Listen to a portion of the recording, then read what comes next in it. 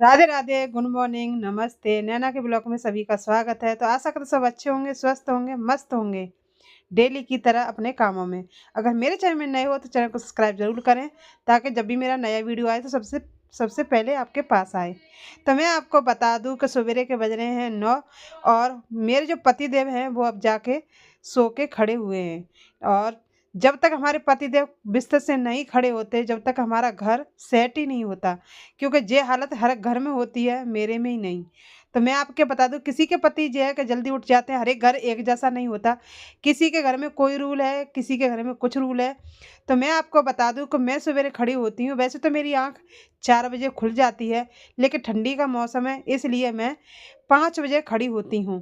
क्योंकि बच्चों के स्कूल हो गए हैं 9 बजे के, तो इसलिए। और बच्चे के स्कूल होते 7 बजे के, तो फिर मैं जल्दी मतलब खड़ी हो जा 4 बजे खड़ी हो जाती हूँ।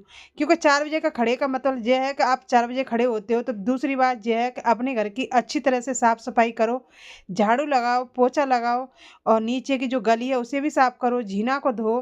तो जो अपने घर को आप साफ सुथरा रखोगे ना, तो माता लक्ष्मी आएंगी आपके घर में और आपका मन लगेगा। तो मैं सच्ची बता दूं तो मेरा डेली रूटीन यही है।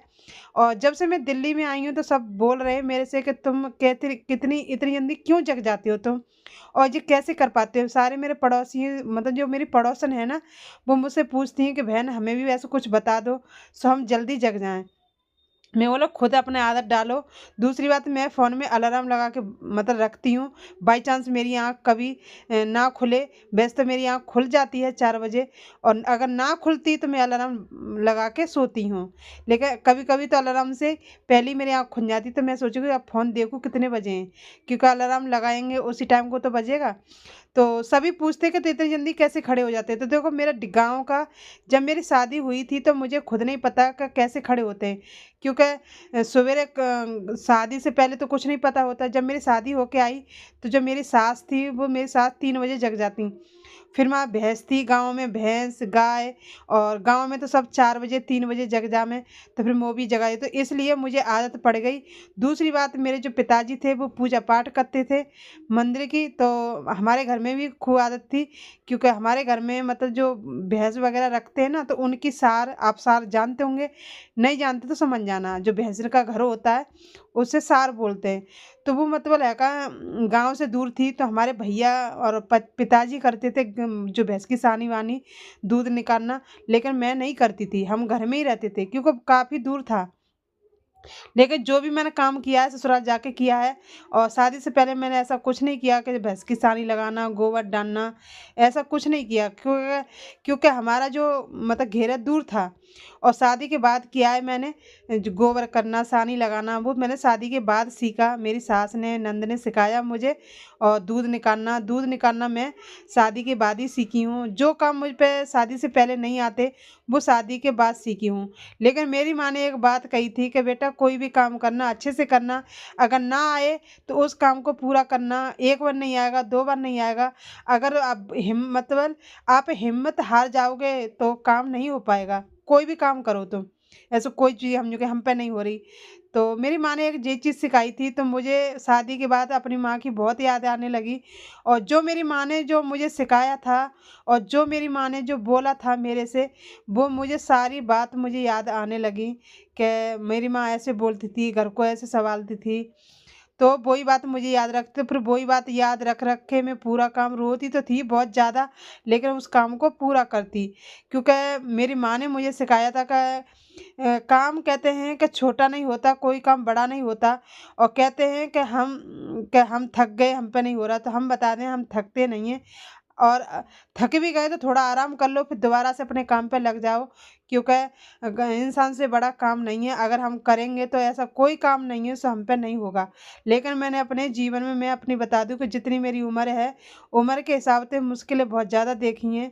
और कहते हैं अगर दुख और सुख ना आए तो हमें पता नहीं चलता कि गरीबी और अमीरी क्या होती है। तो मैंने छोटी सी उम्र में अपना बीमारी और घर के दुख और सुख और दुख मैंने सारे देख लिए। क्योंकि ऐसा जो मेरे पे मुसीबत आई है, भगवान ऐसा किसी पे ना आए। सो ये दिन देखना पड़े। लेकिन सभी से बोलूँगी कि जब तक आप धूप में तपोगे नहीं तो आपको सीरक का पता नहीं चलेगा।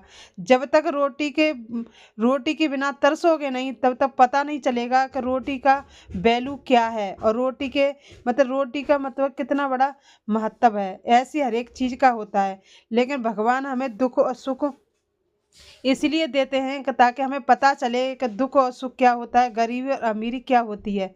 गरीबी के क्या मज़े हैं, अमीरी के क्या मज़े हैं, दुख के क्या मज़े हैं, सुख के क्या मज़े हैं। किसान जब खेत में काम करता है तो पूरी दिन वो धूप में तपता रहता है जब तक उसकी फसल कट के ना आए।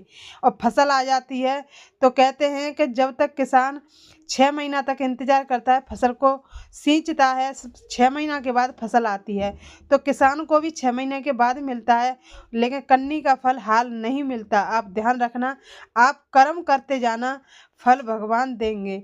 और मैं आप विश्वास के साथ कह रही हूँ, मैं मतलब झूठ के साथ नहीं कह रही, मैं मतलब विश्वास के साथ कह रही हूँ कि आप कर्म करोगे अच्छा तो फल अच्छा मिलेगा, कर्म करोगे गंदा तो फल गंदा ही मिलेगा। ये मैं सच्ची बात कह रही हूँ, आपसे अपनी बीती कह रही हूँ। मैं दूसरे की कही हुई नहीं कह रही, कि दूसरे की सुनी हुई नहीं कह रही। सो मैं आपको बता सकूँ, मैं अपनी बीती हुई कह रही हूँ कि मतलब जो मैंने जीवन में पाया है, खोया है, और जो मतलब क्या क्या मतलब किया हुआ है मेरे साथ, तो मैं आपको पूरी बात नहीं बता सकती। जब टाइम आएगा तो मैं सारी कुछ बताऊंगी आपको, लेकिन अभी वो टाइम नहीं आया तो मैं अभी नहीं बता सकती। कहते हैं कुछ करने के लिए कुछ खोना पड़ता है, और गैर मेहनत का ऐसा कोई काम नहीं। सो मतलब आप मेहनत ना करें और आपको कुछ मिल जाए, ऐसा कोई काम नहीं है। जिस काम में मेहनत ना हो वो उस काम का मज़े ही नहीं है। और मेहनत करके हमें जो फल मिलता है, जो जब कुछ भी मिले हमें, तो उसकी खुशी दुगनी हो जाती है, क्योंकि उससे मतलब हमें हमारी मेहनत लगी है। तो हमें सबसे ज़्यादा खुशी जो होती है कि हमने मेहनत करी है और मेहनत का हमें फल मिला है।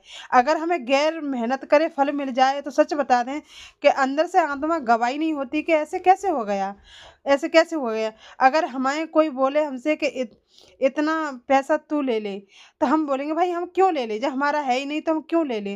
तो जो मेहनत इंसान करता है ना, और गैर मेहनत के उसे कुछ मिल जाए तो ऐसा ही लगता है। तो इसलिए मेहनत करते रहो, आगे बढ़ते रहो।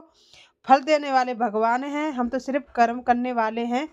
अपना कर्म करो, अच्छा करो, और अच्छे से आगे बढ़ो, किसी का दिल ना दुखाओ, और किसी के बारे में भला भला बुरा मत बोलो।